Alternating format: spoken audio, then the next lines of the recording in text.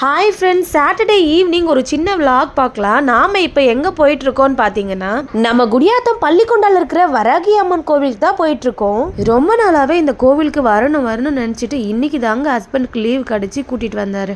கோவில் உள்ளே நுழைஞ்சதுமே ரொம்பவே ப்ளசண்ட்டாக இருந்தது. அண்ட் அது மட்டும் இல்லாமல் நாங்கள் எந்த விதமான கோவில் போனாலுமே என்னோட ஹஸ்பண்டுக்கு பிடிச்ச ஒரு கடவுள்னா அந்த வெங்கடாச்சலபதி தான். சும்மா சொல்லக்கூடாதுங்க, இங்கே இருக்க அந்த சிலை ரொம்பவே அழகாக இருந்துச்சு. அது மட்டும் இல்லாமல் இதுக்கு பக்கத்தில் பார்த்தீங்கன்னா புத்தர் சிலை, நிறைய அம்மன் சிலை வச்சுட்டு ஒரு தச சர்மம் வச்சுருந்தாங்க. பார்க்க அவ்வளோ அழகாக இருந்தது. இந்த கோவில் இன்னும் கன்ஸ்ட்ரக்ஷன் ஒர்க்கு போயிட்டே தான் இருக்குது. பட் ஆனால் கூட்டம் வந்தது மாதிரியே தான் இருக்குது. நிறைய பேர் வெளியூர்லேருந்து எல்லாம் கூட நிறைய பேர் இங்கே நிறைய இந்த சாமிகளை கும்பிட்டு வழிபட்டுட்டு போகிறாங்க. சரி வாங்க, இந்த கோவிலில் வேறு என்னென்ன சிறப்பம்சம்லாம் இருக்குன்றதை அந்த வீடியோவில் பார்க்கலாம்.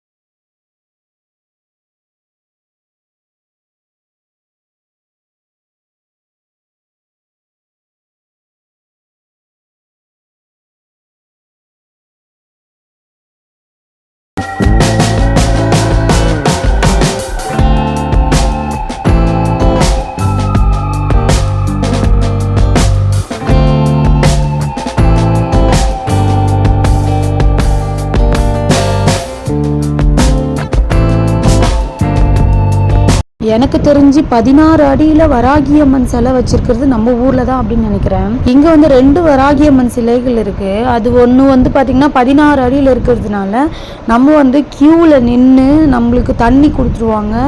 க்யூவில் நின்று ஜலாபிஷேகம் பண்ணிட்டு கூட வரலாம். நாங்கள் அப்படி தான் லைனில் நின்றுட்டு இந்த சாமிக்கு இங்கே இருக்கிற சாமி சிலைக்கு நாங்கள் அபிஷேகம் பண்ணிட்டு வந்தோம். இவங்க எல்லாருமே அதுக்கு தான் நின்றுட்டுருக்காங்க. கொஞ்சம் டைம் தான் எடுத்துச்சு போயிட்டு அபிஷேகம் பண்ணிட்டு வர்றதுக்கு. பட் நல்லா இருந்துச்சு.